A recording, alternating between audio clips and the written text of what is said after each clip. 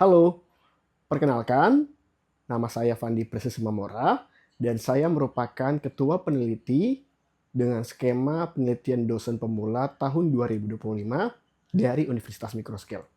Dalam video kali ini, saya akan memaparkan hasil penelitian kami yang berjudul Transformasi Digital Pertanian dengan model prediksi cuaca berbasis BLSTM untuk optimalisasi masa tanam padi.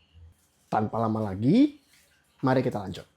Kabupaten Deli Serdang merupakan salah satu lumbung pangan yang utama di Sumatera Utara. Kabupaten ini juga tidak luput dari masalah-masalah yang juga dialami di daerah lain di Indonesia. Apa itu masalahnya? Perubahan cuaca. Seperti halnya air yang terlalu sedikit ataupun terlalu banyak. Hal ini akan meningkatkan risiko gagal panen, yang bahkan berpotensi mengancam ketahanan pangan baik di tingkat lokal maupun nasional. Nah, kalau begitu, apa inti dari permasalahan ini? Permasalahannya terletak pada kapan masa tanam padi yang ideal. Disinilah teknologi berperan untuk menyelesaikan masalah ini. Pada penelitian ini, kami memandang prediksi cuaca bukanlah hal yang acak, namun bersifat time series yang artinya data masa lalu dapat digunakan untuk memprediksi data masa depan. Untuk melakukan prediksi, kami menggunakan algoritma deep learning BLSTM atau bidirectional long short term memory. Mengapa BLSTM? Karena algoritma ini mampu memahami data dari dua arah. Pertama secara forward dan satu lagi secara backward. Sehingga pemahaman pola temporal antar data jauh lebih baik. Di sini kami menggunakan data historis cuaca dari situs BMKG dengan mengambil data cuaca di Kabupaten Deli Serdang. Data yang kami dapatkan tidak langsung kami pakai, namun perlu sedikit penyesuaian seperti pre-processing dan feature engineering untuk memperkaya data yang ada berdasarkan data awal.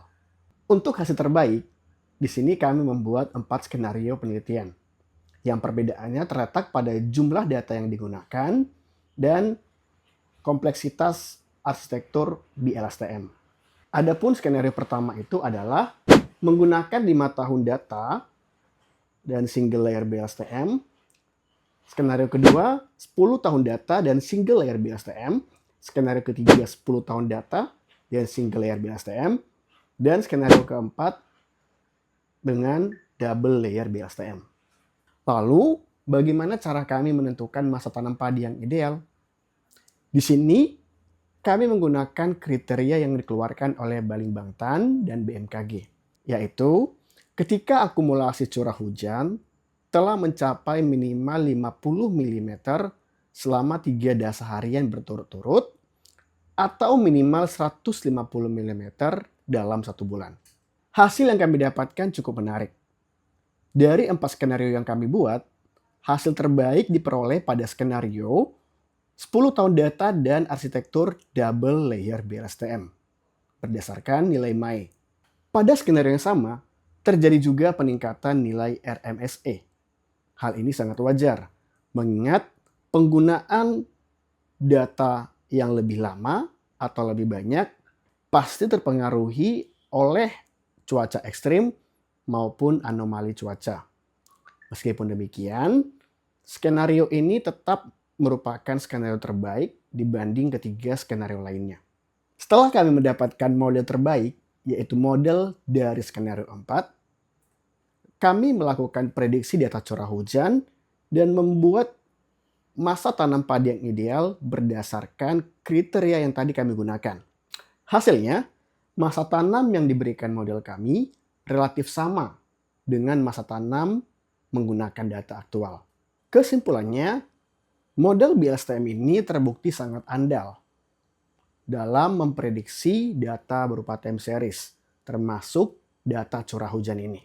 Jika dikembangkan, model ini berpotensi memberikan manfaat yang besar bagi dinas terkait dan pemerintah untuk memberikan masa tanam padi yang ideal bagi para petani. Jika diaplikasikan, Model ini berpotensi dapat diterapkan pada sistem pendukung keputusan ataupun sistem rekomendasi masa tanam padi. Sehingga diharapkan masalah di awal tadi dapat teratasi. Yaitu kita tahu kapan kita harus mulai menanam padi. Saya mewakili tim peneliti mengucapkan terima kasih yang sebesar-besarnya kepada Kemdikti-Saintek dan pihak-pihak lain yang telah membantu tersuksesnya penelitian kami ini. Kami dari tim peneliti undur diri. Terima kasih dan sampai jumpa di penelitian-penelitian berikutnya.